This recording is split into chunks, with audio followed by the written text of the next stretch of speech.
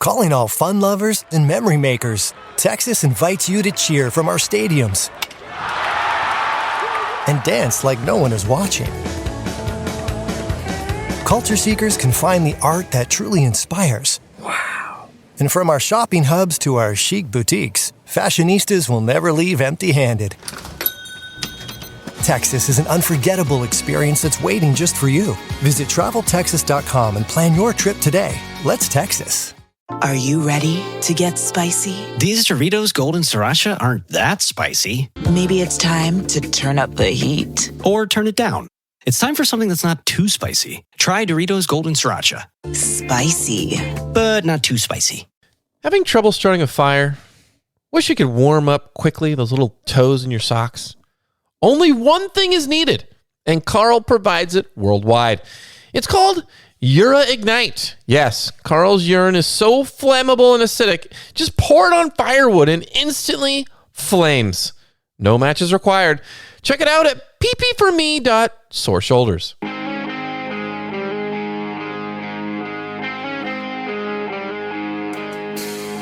Hello, everybody. This is Derek, and with me today is the only man who loves poison ivy as a salad base, Carl Mandrioli. His tongue might be swollen, but he's going to be healthy, guys. What's up, buddy? Welcome to the Backpacking Wizards podcast, brought to you by the Ultralight Quilt, trusted by the best backpackers in Lighten Equipment. Lighten your load at enlightenequipment.com.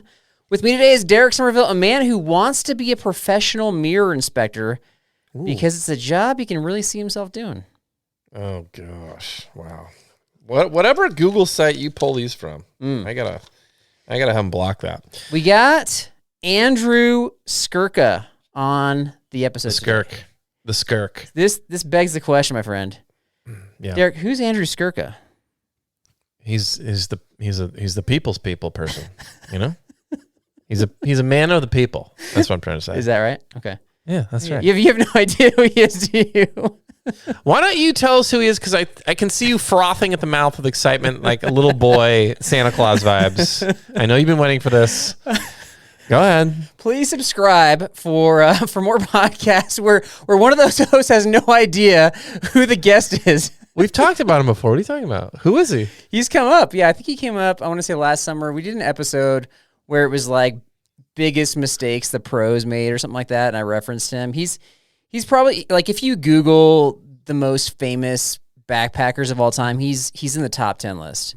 So he's a long distance hiker, and he made a name for himself. I want to say like early mid 2000s, just doing all the long trails at a ridiculous speed. Are you in the top 10?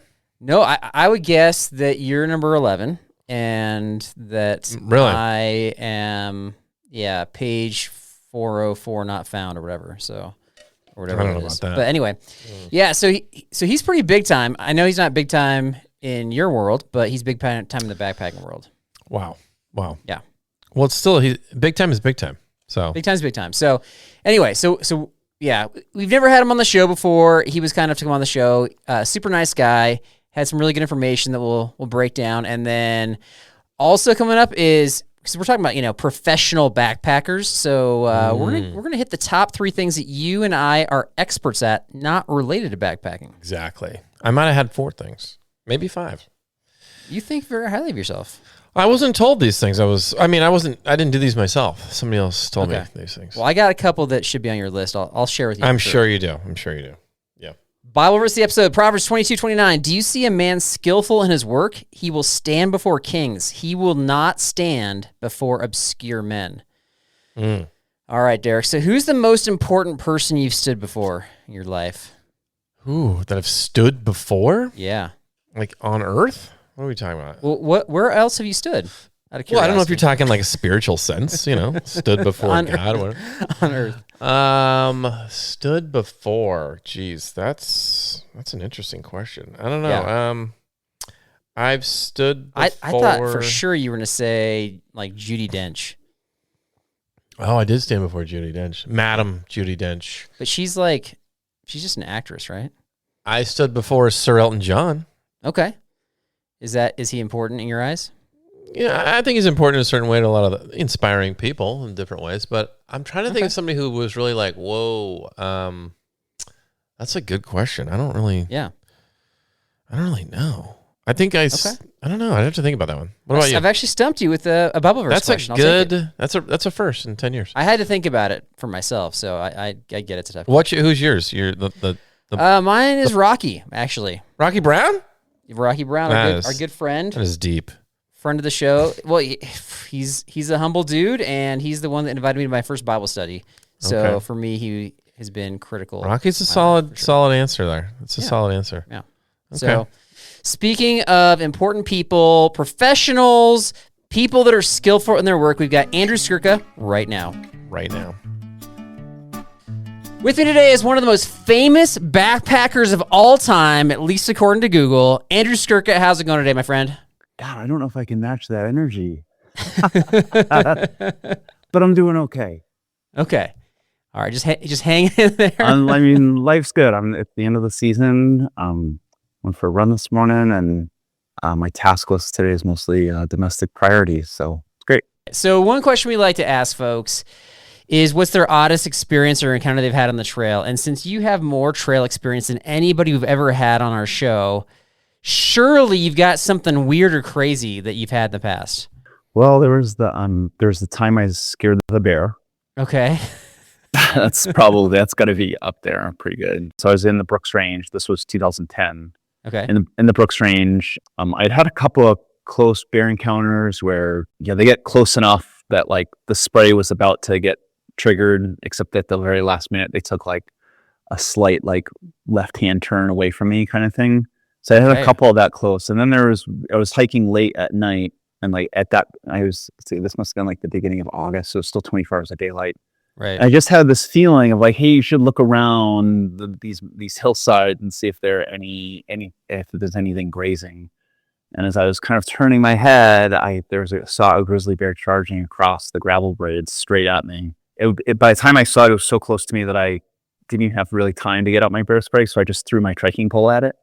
Okay, wait, where's your bear spray on your person? It's just in my right. Okay, so you got to reach back and grab it. Yeah, and more importantly, I have two poles in my hand. So like, there's the first step of just like doing something with my poles. Okay. So I threw my trekking pole at this bear, and the trekking pole landed right in front of the bear, like a dagger. And this bear, and of course I'm yelling at the top of my lungs too. Yeah. And this bear, I think, just had this reaction of like, I don't know what this thing is that I thought I was going to have for dinner that I am now no longer interested. It took a sharp right-hand turn or left-hand turn away from me. So you're saying that chucking a trekking pole like a spear at a bear worked, essentially? I wouldn't want to try it again, but in that one attempt, it seemed like it worked. Yeah. 1 for 1. Yeah. Yeah. Let's keep my success ratio right there. Yeah. That's interesting though. Yeah, kind of fumbling around with trekking poles. Like that's one of my complaints about trekking poles is that you don't have your hands free, and so like in a pinch or when there's like a sudden crisis, then that can cause some issues, right? Yeah. Well, I don't have like the straps on my poles. Okay. So I wasn't like all caught up in them, but even just that split second to even just like do something with my poles, like I guess I don't know, like throw like. I was gonna have to like drop them or throw them out of the way anyway, right? So like when I just throw it at the bear. Yeah. I love that you just So just to clarify, you stood your ground and chucked a pole at the bear. That's awesome. Yeah. I guess that's what I did. Yeah. Okay. I like that story. I mean, yeah. I'm glad you made it. Okay, so like I think it was a couple months ago, we put an episode out about all the mistakes that we've made, and we kind of poked around. I poked around on the internet a little bit to find out mistakes that experts have made on the trail, just to kind of, I don't know. We like to make backpacking very approachable on our show, and so I looked up one of your mistakes. I was like, what's the biggest mistake Andrew Skurka's made? And the only thing that you had on there, I think somebody had asked you this exact question, and you just said, yeah, early on in my backpacking career, I overpacked, and that was it. And I thought, come on, there's got to be more to that story. Oh, really? Oh, I mean, I've also gone the total other way too. There's a whole, it's old now, but there's a whole post on examples from my history of going stupid light. Okay. So yeah, I think that, the natural propensity of any beginner backpacker is to overpack. Okay. People pack their fears. This is one way to look at right. it. And then that combined with there's this like inherent fear of the unknown. And if you're a new backpacker, there's a lot of unknown because you don't have any firsthand experience and you probably don't have the skills to do like preparatory work ahead of time that's going to give you accurate results about or accurate presentation about what you will likely encounter. So yeah, I mean, when I first started backpacking, I did kind of like a warm up trip in Yosemite in spring of 2022. Okay. It was just kind of like a series of like overnights, but that's not a real like that gives you like an idea about what to do, but you learn a lot more when you do like longer trips. So my first long trip was the Appalachian Trail that summer. And man, I was super overpacked. I had a 1.5 liter pot. I had a 2 liter pot. I had a bowl. It was like, wow, I had a plethora of options to eat out of. Okay.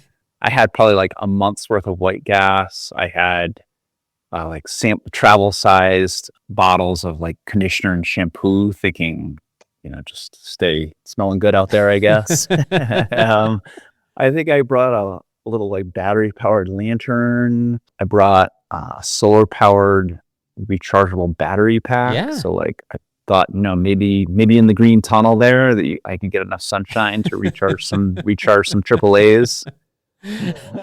Have you ever forgotten anything like where you're at night and you're like, where's my sleeping pad? But that's the worst part of this, right? So you end like, in addition to like your pack being so heavy and me having all this stuff, there were many things that I needed that I didn't have. Okay. So as an example, like I didn't have trekking poles. But you can get by without. It's not that big of a deal, right? I can get by with that. Oh, I mean, the Appalachian Trail without trekking poles when you're like not in great shape and you're carrying a heavy pack, that's a pretty rough go. Or like I didn't have a sleeping bag that was warm enough for like the southeastern Appalachians in May, or I didn't have rain gear, like true rain gear. I had water resistant windbreaker top and bottom, but like it wasn't seam taped and the fabric itself wasn't waterproof. Yeah, resistance is not going to cut it for sure. No, so there are all these things that were like that I actually needed and I didn't have. So it was like just an embarrassing affair. Well, thank you for sharing, like, because we make mistakes all the time. That's kind of what the show's about, is just like all our blunders on the trail. And so it's nice to hear the other people that are far more experienced than us are making those mistakes. But that's part of the fun too, is trying to overcome them and kind of problem solve on the trail. A little bit ago, I started some of your posts on Facebook started popping up, and you had some like really interesting things that kind of got my brain turning here. Just things that ideas or thoughts you had that basically buck conventional backpacking wisdom. And I thought this would be a really interesting topic to hit on, which is kind of what this episode's themed after. Yeah, so I just would love to talk about if you had a couple different things to share. What are things that, from all of your experience, you've learned that kind of goes against what we hear, the talking heads discuss? The bear hang. I'm excited about this one. That ranks pretty high up there. What's your thought on bear hangs? My thought on bear hangs is that if you're in an area that truly has a bear problem, a bear hang isn't going to do it. Well, so that was my argument too. I've made this argument where it's like, you either got to bring a bear canister or go to a place that has like, pre-installed bear boxes or pre-installed like wires or whatever. Or if you're in an area where bears are not an issue, then you just put your food in your vestibule. Do you agree with that? There's some nuance there. Roughly correct. Okay, I'll take. Well, so I say, there's sort of the reality, and then there's like a playing by the rules thing. If a land agency is asking me to carry a bear canister, I'm going to carry that bear canister. I'm just going to work with them on that. If an agency is telling me to like hang my food, again, to me, my interpretation of that was, well, you don't really have a bear problem. Because if you had a bear problem, then you wouldn't be encouraging me to hang my food. Because let's just be honest, like, how many times in your life have you ever completed yourself or seen a perfect hang? No, it's impossible. It's impossible. Right. Like I feel like 99% of the time someone walks away from their bear hang goes, well, that'll just have to be good enough. I've never seen it, and I've tried. I've never seen it. There's a YouTube video about a guy who tries to do the perfect bear hang, and like 30 minutes in, he's still struggling. I'm like, dude, at the end of the day, when you're wiped out, you're not putting in an hour for your bear hang. Right. So there are things that you can do with your food though. Like I think that the Ursack is a good option for areas where there are bears. Not necessarily problematic bears, but there are bears. And then you could like tie that off close nearby. Gotcha. I do think that sleeping with your food is an option if there's no risk of bear problems, and if the agency isn't telling you that you need to do something with your food, and if you don't have mini bear problems either, or like rodent issues, then that's an option. I also think that rodent hangs are a good solution too. So suppose like an area of the Appalachian Trail that doesn't have bears or bear problems, but definitely are going to have like mice around encampments and stuff. So like a little rodent hang is great. That's a great thing. Just get it off For the sure. ground. Yeah, if there's rodents, is an issue. I go to Lost Creek Wilderness, which is just west of here in Colorado, and they don't require bear canisters, bear hangs, and they don't have a rodent problem. So I've put my food in my vestibule for years, haven't had an issue. So that's anyway. Yeah. All right, bear hang is a good one. I do think if you're going to sleep with your food, you should like really own it, and it should be like part of your pillow. I don't think that like the vestibule is enough. I think a rodent could easily get in there without you realizing. Okay, so put it all the way in, you're saying. I also think like if a bear were contemplating going like, well, like, I can smell some food, I think it's in the vestibule, like, he's not really claiming ownership of it. Take it to the next step, you're saying. Yeah, I think you really need to own it. Yeah. All right, fair enough. All right, so that's number one. What's your second one you got? There's some things around, or like river crossings is something that I tend not to do in a conventional fashion. The conventional fashion would be like, unbuckle your sternum strap and face upstream. And I don't think that either of those. I think facing upstream I definitely sometimes face upstream, but there are lots of times I actually prefer to go downstream. And the reason for that is just, it depends on what kind of river you're dealing with. If you are dealing with a river that has like well embedded cobbles, and there's a risk of, and you can't predictably or safely like just kind of like walk across the river. So let me give you the opposite example. Particularly in a place like Alaska, there are a lot of the rivers are very gravel bottomed, like glacial fed rivers. So so it's like something like golf ball sized, and and you can and there's nothing bigger, and there's nothing to there's no foot entrapment risk. So you could actually my preference in those rivers is I go at a downstream angle at 45 degrees, because I don't even need to really feel my way across the river. It's just pretty consistent footing. And then by doing that downstream, there's a lot less force involved, a lot less energy involved, which can make the difference between a river that's going to push you over versus a river that won't. But there are other places where that's not a safe move because the risk of foot entrapment is too big, or you're having to be very, very particular about where you put your feet. Okay. Yeah. But you also mentioned not unbuckling your hip belt too, because you're concerned about if you take a fall.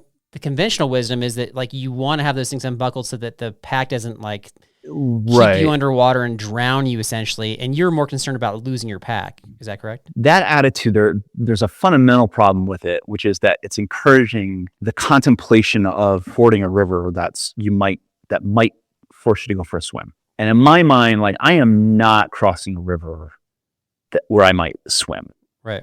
I am going to find something else. I'm going to go upstream to where it forks, and I'm going to take on the tributaries one at a time, or I'm going to walk downstream where the gradient might be less severe and where the river slows down, or where it widens out. I'm going to go find a log to ford on, but I am not going to cross a river where I'm I think I might swim here. I should probably take some measures. The other part of conventional wisdom is that we kind of create these scenarios in our minds well, I don't want to drown from my heavy pack, but has that happened? Do we have evidence of somebody who's the pack was so heavy, they didn't unbuckle, they got probably not pushed underwater, and then they drowned? Has that happened? Not that I know of. I think the drownings that I know of that I'm familiar with from recent memory are those two Pacific Crest Trail hikers back in 2017.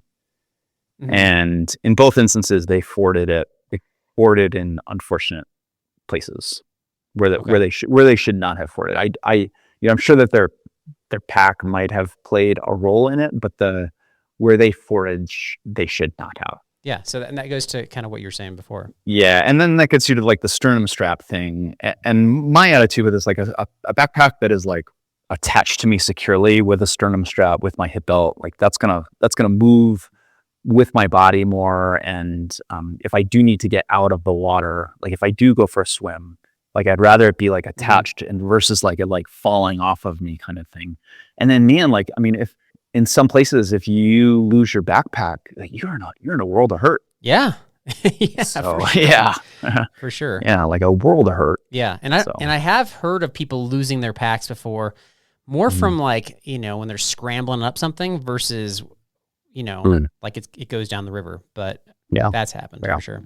Yeah. Okay. You have one more? Trekking pole straps and trekking pole baskets. Yeah, the straps are controversial for sure. I think if you're an on-trail hiker and you're consistently walking on consistent trail, like good high-quality trail, not that much more technical than what the old ladies walk around with their Nordic trekking poles around your neighborhood. Yeah, I live in my neighborhood is there's a retirement like senior center in it. And like so regularly we have. But you live in a retirement community? My neighborhood has a retirement community. And I'm not retired yet, but I mean the neighborhood does. So we have a lot of walkers who come with their trekking poles down the sidewalks. That's kind of the first thing that came to mind. So that like that's the sort of terrain that you need to justify straps. Okay. Like or like imagine like the other time I would recommend straps because the correct way to use straps is that the strap goes around your wrist, but then both straps come across between your thumb and your index finger where it inserts back in the pole. And that way you can like use basically like you're not using any muscle really in your wrist. You're just using like the structural part of your bone to like move that. I'll use straps when I'm like cross-country skiing, but that's like a super consistent surface typically, right? So like you need a very good high quality trail to do that. That tends not to be the case in backcountry areas, and especially not when you're off trail. Right. So I just get rid of my straps entirely. I've cut a lot of straps off of clients' poles because they have them because that's how they come. And then we start doing some off trail travel and they're like, these straps are killing me. I'm gonna dislocate my elbow. So they're asking you to. You're not just like, hey, no, I don't. Give me your pole. No, I don't and do you don't that. start. You don't take scissors. No, I don't do that. Okay. Yeah, maybe a younger Andrew might have, but not. Okay. I've kind of learned how to appropriately push people. And then as far as the baskets go, like I just don't think the mud baskets just don't really do anything. Okay. Like I'm not really sure what they do. I thought there were more snow baskets. I thought that's what they're for. Snow baskets are legit. Like, I mean, if you're in snow, if you're in winter snow, it's really nice. You need snow baskets. Right. Otherwise, the pole goes all the way down to the ground, several feet below you. But mud baskets, they don't really have a performance benefit that I can tell. And then I find that they add drag if you're fording rivers.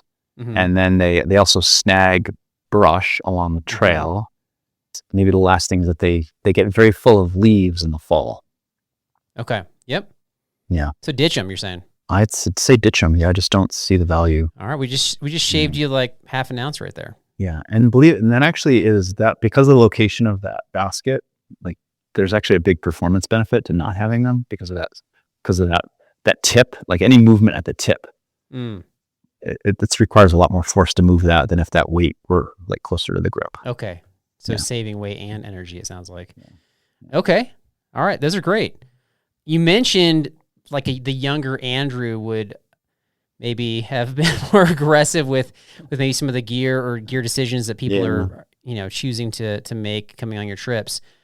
So what are some characteristics that make an ideal backpacking guide? Like what are you looking for, or just what's kind of the best of the best here? Yeah, that's a good question. So if I'm hiring somebody or if I'm evaluating existing guides, they have to have extensive firsthand backpacking experience. And when I say extensive, I'm talking like years and hundreds, ideally thousands of nights, like through hikes, high routes, all sorts of different conditions and environments. Okay. So that'd be one. Second thing would be that they're a good teacher so that they Okay. can like pass along these skills. Third thing would be Mhm. good people skills. It's like they know how to communicate, they know how to manage groups. They're interesting to talk to and interested in talking to others. They understand personality types and how to work with different types of people. And then maybe the fourth thing is just this like guiding experience or guiding skills. So that is like risk management. It's identifying, it's knowing what your group needs better than they even understand what they need. It's being able to be improvisational with your route, adapting it to the group that you have or what they want, what they've expressed doing or their goals or like what the conditions are. Which means you got to say no sometimes to people that are like, actually, I think this is the better option, or I prefer to do this or go this way. They have to be able to say the right way to handle that is typically is to present, at least the way that we like to do it. We present sort of different options or decisions, and we'll talk through pros and cons of those. And hopefully they come up with the right decision, and then they actually feel like they own that decision, that they have made it. That's like the ideal scenario. Sometimes I'll like executive decision make it, like everyone else will come to decision, say like B, and I'm like, no, we're gonna do decision C. Like, for one reason or another. I don't like to override my groups, but if it's a safety issue or if they're discounting something or like overvaluing something that they shouldn't, then I'll executive decision make it. But the way that we run our groups is that we are more like facilitators or instructors than like guides. Okay. I like that. Yeah. And I like that that in the end, you're going to, make the right decision. We've had a scenario where we had two very loud voices who also happened to be the least experienced people, but they're very smart. They're very convincing, and what they're saying is nonsense and unwise, but they were able to convince the entire group we should go do option A when that was a horrendous decision. And so I was like, well, okay, we've heard your case. We're going to still do the option B. Yeah. And it's nice to talk about it, but we have to evaluate who's saying what, and do they really have any leg to stand on with their criteria? The way that I usually approach decisions, usually I'll present options and I'll allow questions to be asked about the options. Like an information gathering opportunity for them. Wait, will you leave out information intentionally just to prompt questions? No, I'll try to present, usually when I present the options, like there's a little bit of like a Socratic method in this. So like, I'll just come up with an example. So like, hey guys, it's 3:30 in the afternoon. And one option is that we can go up and over this pass tonight or this afternoon and camp on the other side. And the other option is that we just call it short. Mm-hmm. So let's talk about both options. So then we would have a conversation. We'd say, all right, well, like how far is it and how many vertical feet is it over the pass and down to the next camp, and what time would we be pulling in? And then how does that affect maybe the following day or the day after that? And how are people, how do people feel? And like kind of like all the information you would need to make this decision. That would be that like opportunity to ask questions. Okay.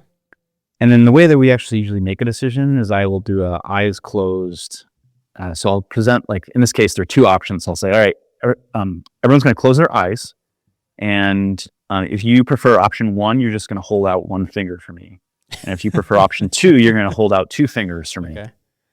Because what happens in a group setting, what will happen is that as your experience is that like the loud voices will sort of override the quieter voices. So that's one risk. The other risk, and this is the bigger one that we usually see, is that no one in a group setting everyone feels the pressure and like that peer pressure, that social pressure, and no one wants to be the one to appear like weak or one out or less fit than the others. So everyone especially like in a group of like younger men, where you get like that roar, yeah, we can do it. Yeah.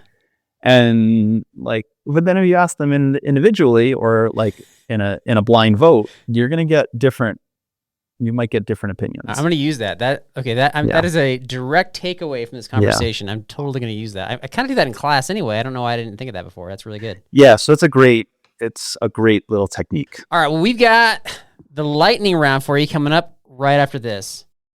You know that feeling when you're out on the trail and something goes sideways, a strap breaks, gear jams up, and you realize you can handle it? That's capability, and that's what Case Knives are all about. Case has been building knives the right way for over 100 years, right out of Bradford, Pennsylvania, and they've literally made history. These knives have been to the moon, helped win wars, and spent plenty of weekends in the backcountry. When you carry a Case knife, you're carrying more than a blade. You're carrying confidence, that I got this mindset that turns obstacles into stepping stones. And hey, a Case knife makes the perfect gift for the handy person or adventurer in your life. So make the season a cut above the rest. Unwrap a classic and give the gift of capability with Case Knives. Find your perfect knife at caseknives.com. Okay, Calling all daydreamers and date nighters. Come immerse yourself in the rich culture of Texas and dig into our mouth-watering barbecue. Trailblazers can explore our natural wonders. And beach lovers will wonder why they've never felt so relaxed before.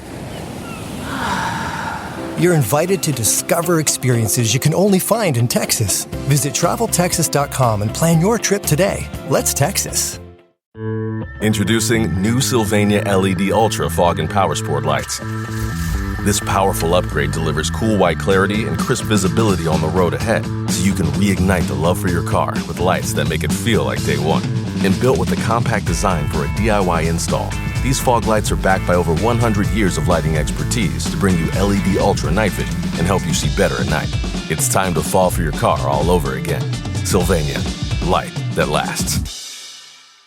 America, America, you used to be so fun, but now you go to bed at night scrolling on your phone. Well, listen up, America, Carnival is here. There's comedy and snorkeling and dining, like everything from sea to shining sea. Find your fun again today. Carnival is calling. Save up to 40% off your cruise vacation. Offer plastic cruise fare only. Restrictions apply. Visit Carnival.com for details. Ships registry, the Bahamas and Panama. At Walgreens, we know flu season can feel a little chaotic. So we're going to give you our flu info in a meditation, keeping you calm, just like a certified Walgreens pharmacist will do if you're a little nervous. So walk in or schedule an appointment, and Walgreens will handle the rest. That's the human kind of help. Walgreens. Vaccine subject to availability. State, age, and health-related restrictions may apply. Lightning Round is brought to you by Magnet Designs. Get the best quality gear that exploits nobody. Through Hiker Design, tested, built, and owned. Everything they sell has been tested, tweaked, and punished on long trails all over the world. Get the best products with the smallest environmental footprint by Googling Magnet Designs. All right, Andrew, you've got 1 minute to answer as many questions as you can. They might relate to the trail or not. Are you ready? Yes. Okay. What is your favorite trail snack? Peanut butter M&Ms. One of your favorite companies? Yeah. We can pass it. All right. Yeah. Oldest piece of gear you still use?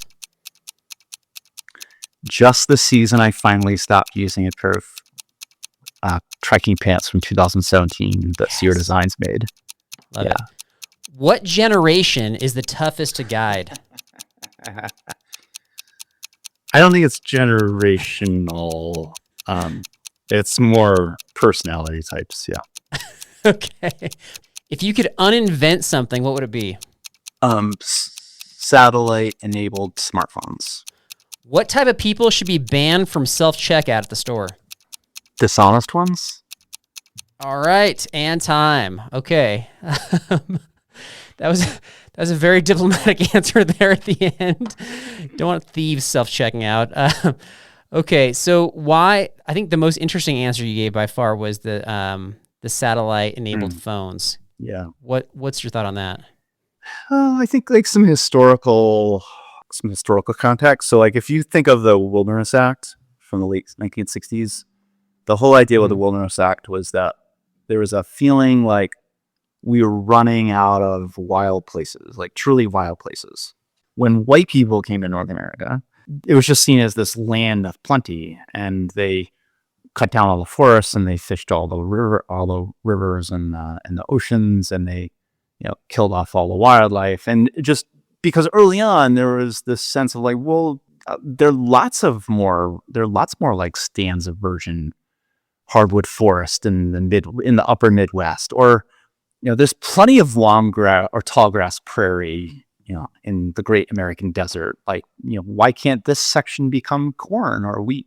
So then there is again this thought in the that formalized in the 1960s, like, let's preserve these places where they are truly wild, where man only leaves like these little imprints, but doesn't, but they're wild. And the satellite enabled smartphone thing really changes. I think it just changes that experience, like, big time, in a more way, in a greater way than just than like satellite messengers. So like, there's a big difference in functionality between an inReach and a smartphone. Like, right? I mean, like, with a smartphone, if you have data, you can like watch Netflix and scroll on Instagram and call people. And with an inReach or a Zoleo, you are text messaging. That's it.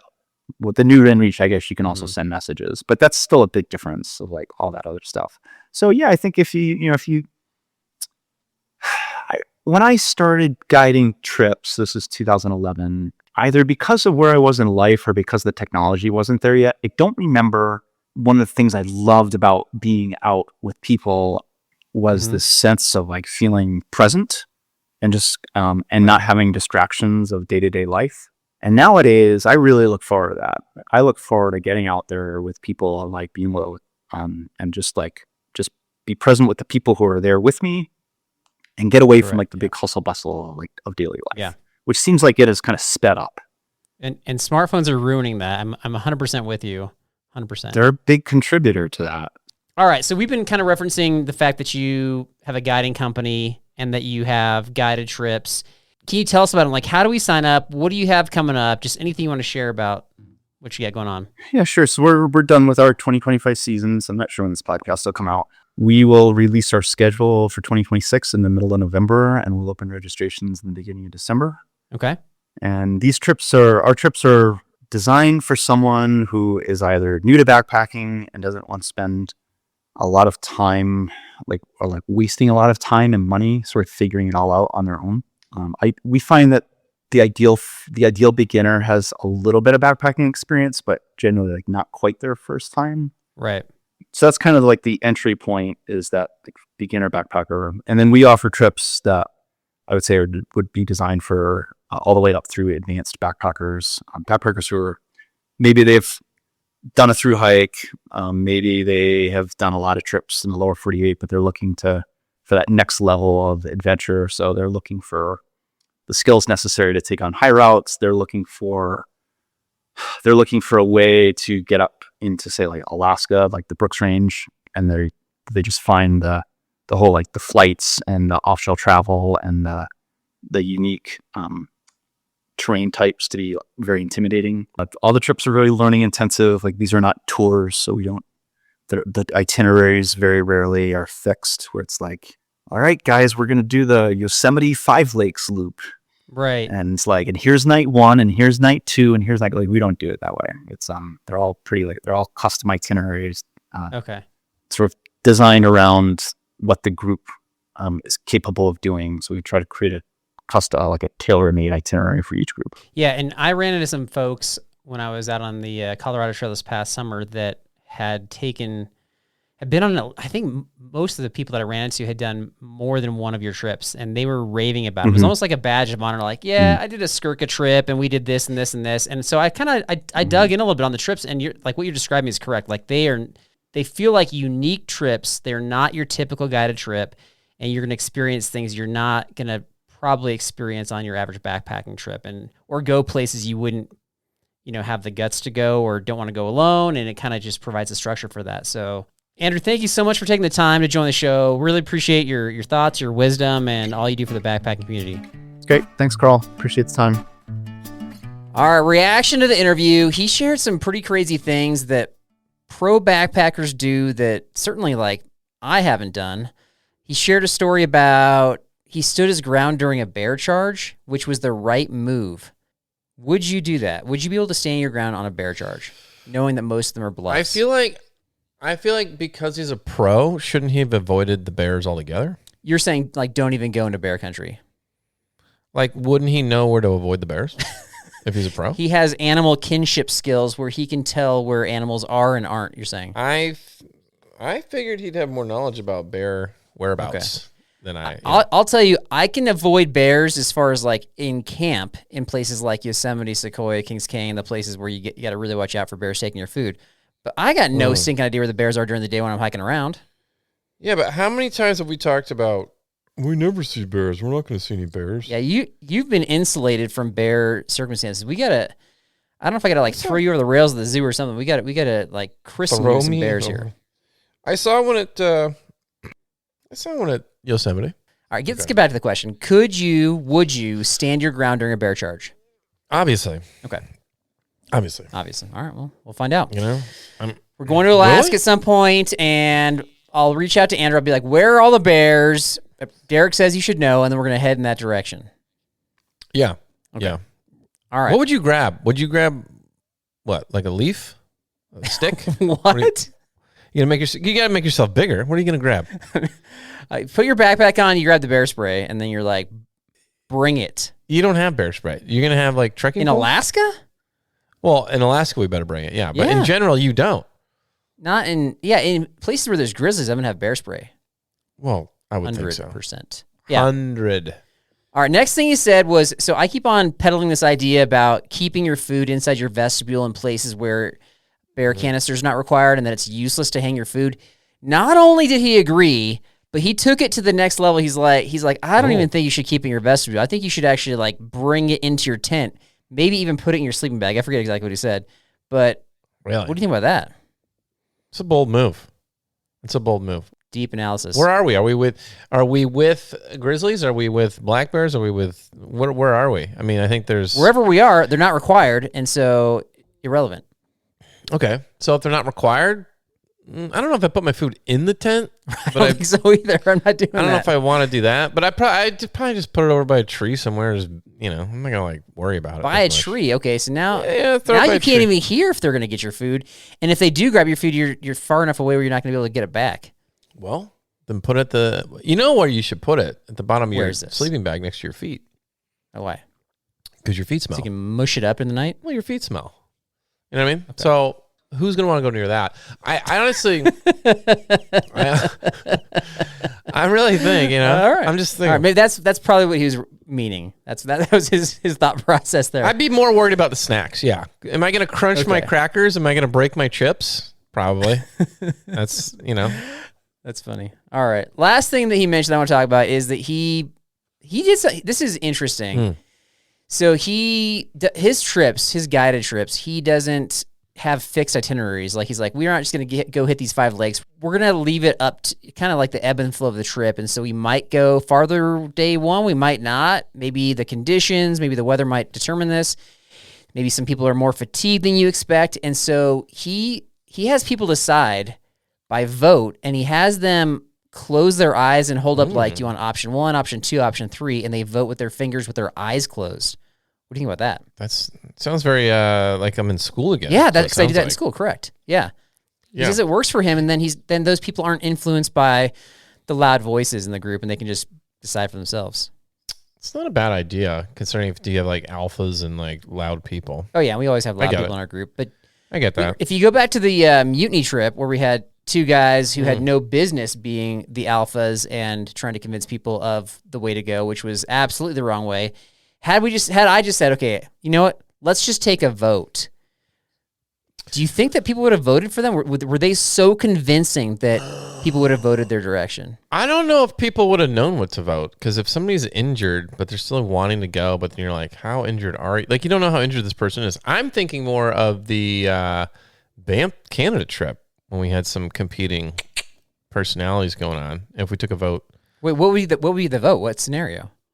I don't know. Like, do we need to? Because our GPS was like kind of go this way or kind of go that way, and then we could go off trail here to shortcut over here. It was like, I think it was more immediate though. It wasn't like long term. It was more like short term. Should we keep hiking through these shin high bushes, or should we walk on the smooth dirt over there that parallels the bushes? Like, what should we do? I don't know if it was that easy, but it was. It literally was that easy. We had guys doing both things. that absolutely happened. But we had those personalities that were, competing. Yeah. So it would have been interesting. Anytime you have 2 or 3 like that, it would be interesting to see what other people would decide to do. That's my takeaways. I'm going to try that. I don't know if we're going to have a lot of those opportunities, but I'm going to try that in the future. It's going to be weird. It's going to be so funny. Andrew, thanks for your wisdom, man. Thanks for coming on the show. Really appreciate it. So, yeah. All right. Let's get to our tidbits. Okay, first one I got is Phil. Phil sent us. I'm wearing this shirt right now. Derek, you got a shirt right there?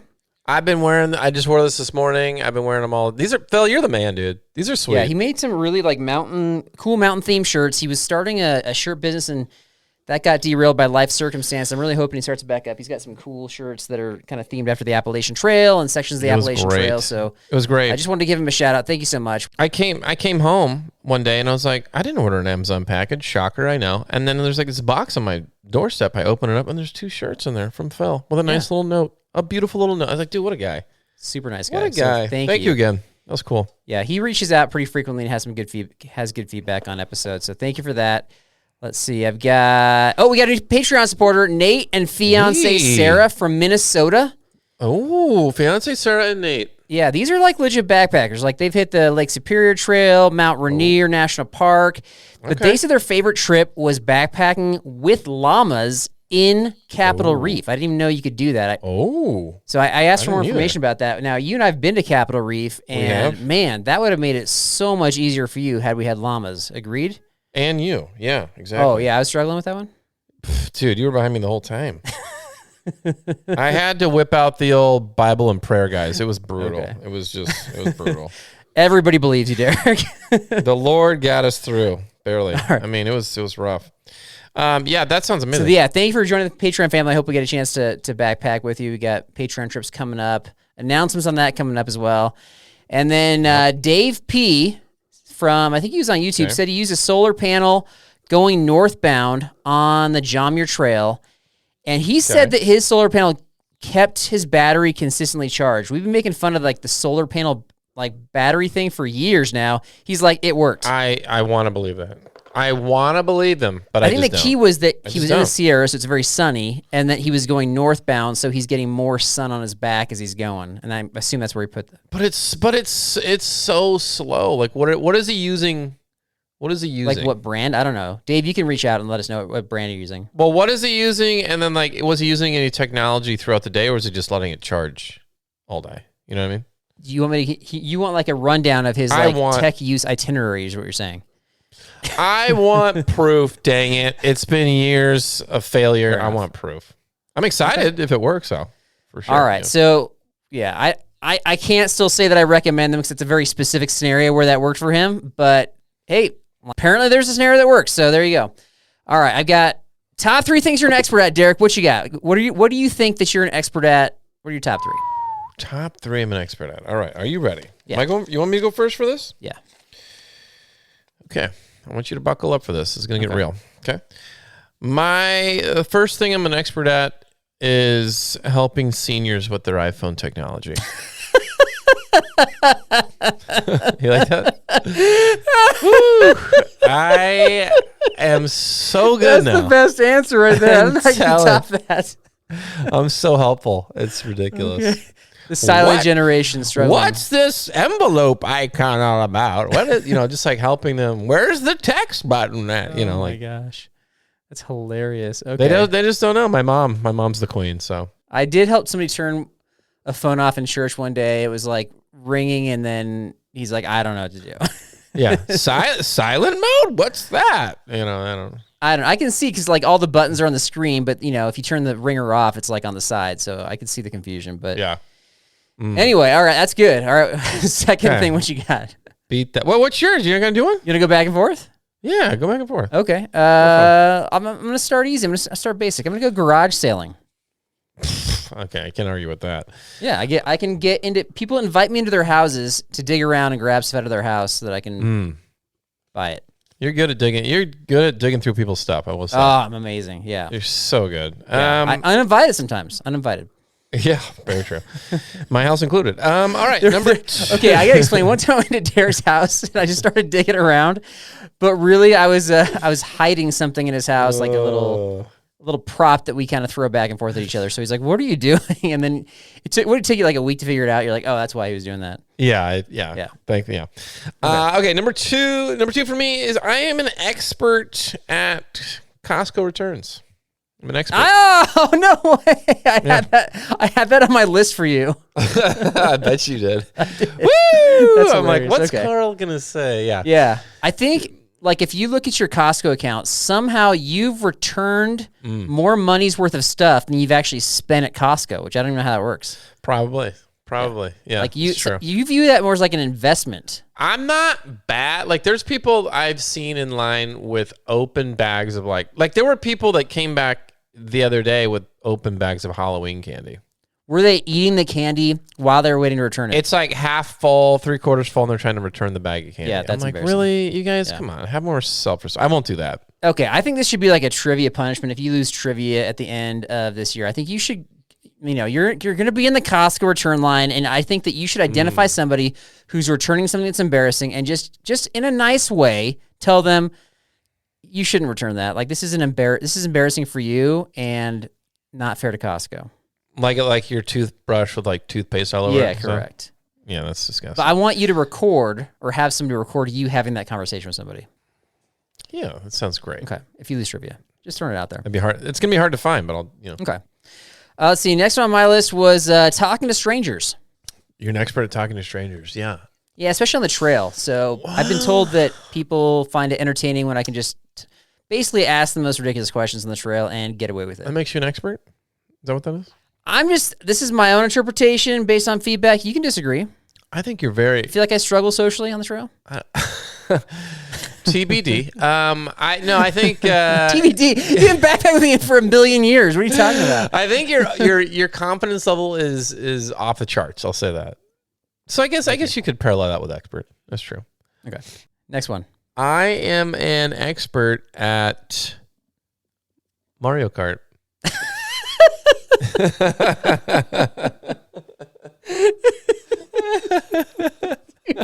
Your list is so awesome. I cannot beat your list. All right. I was gonna say I did have a fourth one. I'll do one. I had a fourth one, but I'll what was your let fourth one? My fourth one is I'm an expert at Princess Bride quotes. Okay. I feel like Really? I'm pretty good at that. Yeah, I feel like I'm good.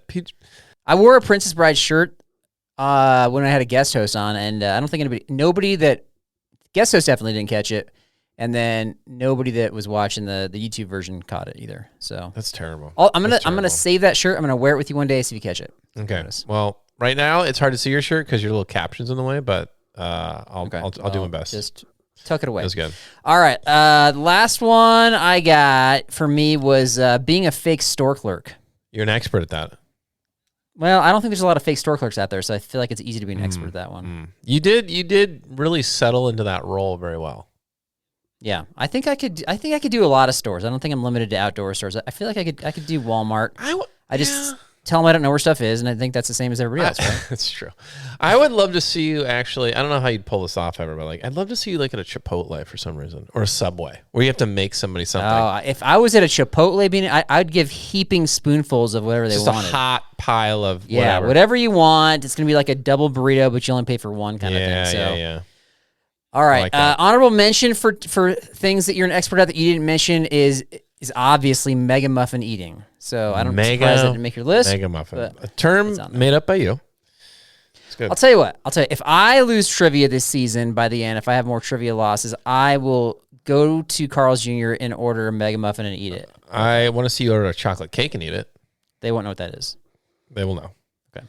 All right. Okay. All right. There you go. Okay. So we just did an episode on professional backpacking and 3 things pro backpackers do that you don't. If you want any information about things that we're actually experts in, like Mario Kart racing or Costco returns, we can do a themed episode on that. Just let us know. For sure. Yeah. Absolutely. That's great. That's all I got. That's all I got, guys. It's always a pleasure. Thank you so much for hanging out with us. Check us out on all the social media handles at Backpacking Blisters Podcast. And we will see you next time, guys. Remember, if you need an expert opinion, Carl is not the one to ask. I am probably not the one to ask either. We'll see you next time. I want to fly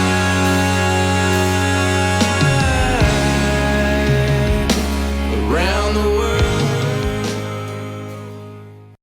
Yeah, I am an expert at one other thing. I think at this point in the game, all of the Backpacking and Blisters family is an expert at this, and it is not throwing up after hearing one of Carl's jokes. Calling all fun lovers and memory makers, Texas invites you to cheer from our stadiums and dance like no one is watching. Culture seekers can find the art that truly inspires. Wow. And from our shopping hubs to our chic boutiques, fashionistas will never leave empty-handed. Texas is an unforgettable experience that's waiting just for you. Visit TravelTexas.com and plan your trip today. Let's Texas.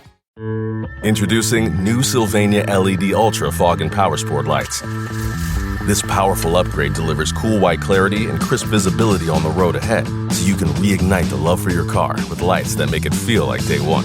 And built with a compact design for a DIY install, these fog lights are backed by over 100 years of lighting expertise to bring you LED Ultra night vision and help you see better at night. It's time to fall for your car all over again. Sylvania, light that lasts.